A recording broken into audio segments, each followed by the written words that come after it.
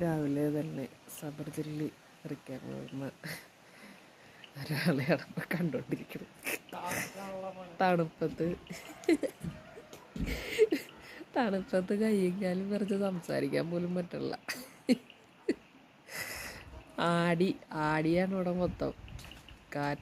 കാറ്റിൽ നമ്മളും കൂടെ ആടിക്കൊണ്ടിരിക്കുക.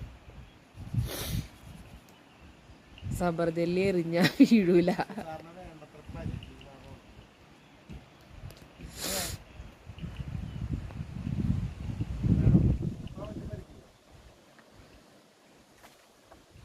സബർജല്ലി അത്രയും ഹാർഡായിട്ടുള്ള സാധനം, എറിഞ്ഞാലൊന്നും വീഴൂല.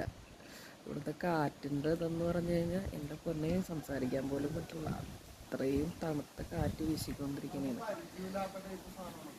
അതറിയില്ല എന്താന്ന്, അതെന്ത് ഫ്രൂട്ട്സ് ആണെന്ന് ഒരു ഐഡിയ ഇല്ല. കാറ്റ് കണ്ട എന്താ രക്ഷയില്ല.